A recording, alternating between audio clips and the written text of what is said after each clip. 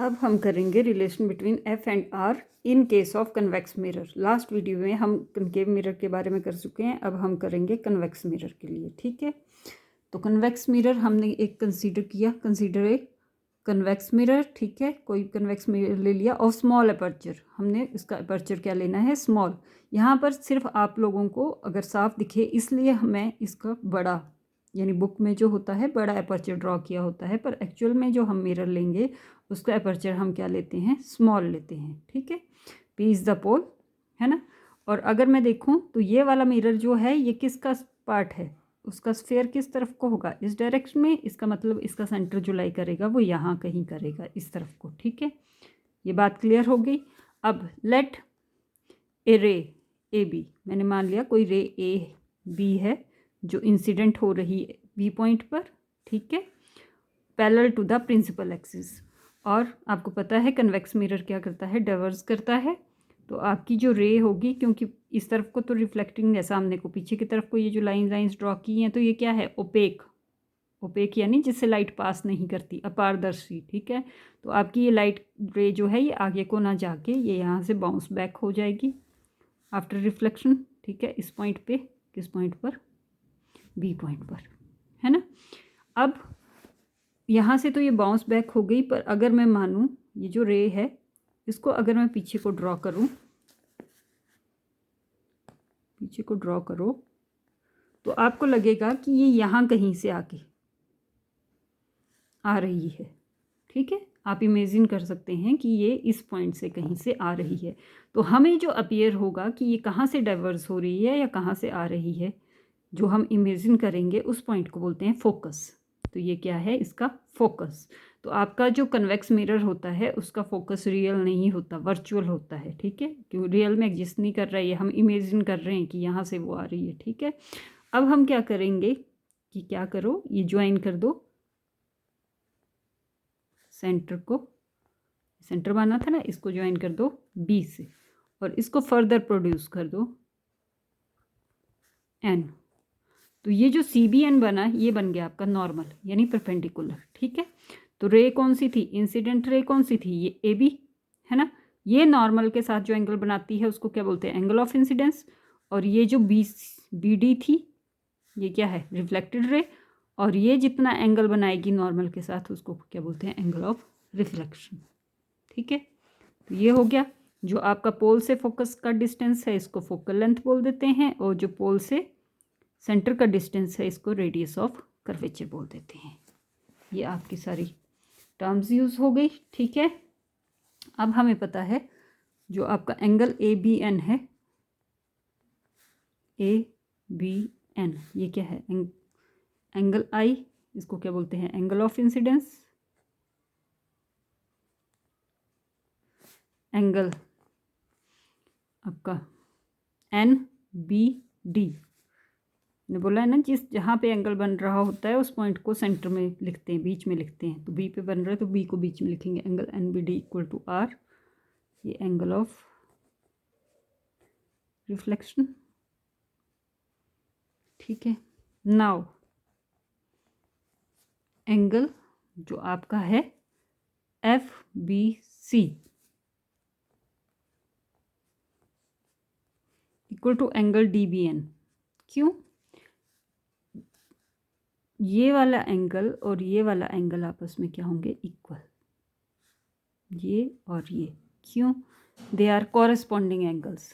इस तरह से अगर क्रॉस में कोई दो एंगल बनते हैं तो ये दोनों एंगल सेम होते हैं, तो इनको बोलेंगे कॉरेस्पॉन्डिंग एंगल्स।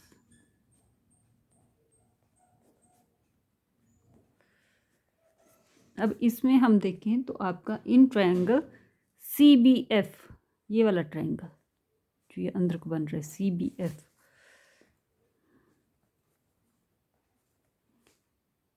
ठीक है, ये दोनों इक्वल होने हैं तो ये आर, समझ गए।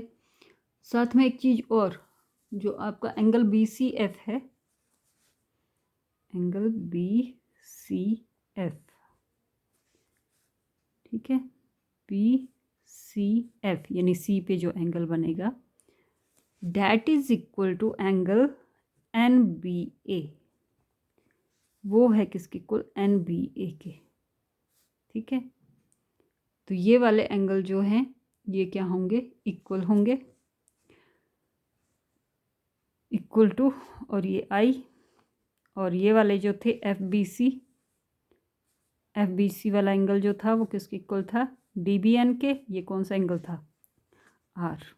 ठीक है, तो आर वाले एंगल इस तरह से इक्वल होंगे। ठीक है, इनको बोलते हैं, जो आर वाले एंगल हैं ये वाले एंगल हैं आपके ऑपोजिट एंगल।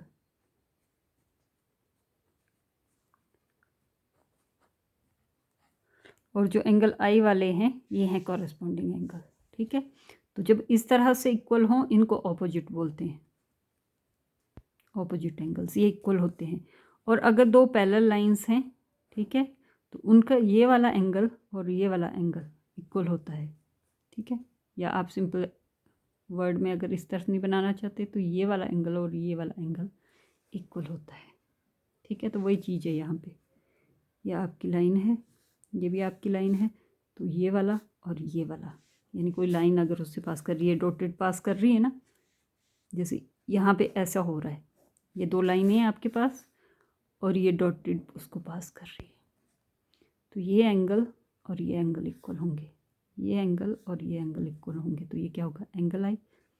ठीक है, अब ये दोनों एंगल मिल गए हमें इस ट्रायंगल के एफ बी सी के। तो यहाँ देखें तो angle I equal to angle R, triangle C B F, angle I equal to angle R. क्यों, लॉज ऑफ रिफ्लेक्शन। आपने रीज़न देना है कि किस कारण से हैं वो, तो किस कारण से हैं, लॉज ऑफ रिफ्लेक्शन। तो अब अगर एंगल सेम है, आई इक्वल टू आर है, इसका मतलब जो आपकी साइड्स जिसमें ये बन रहे हैं सी एफ एफ बी, ये दोनों क्या होंगे, इक्वल।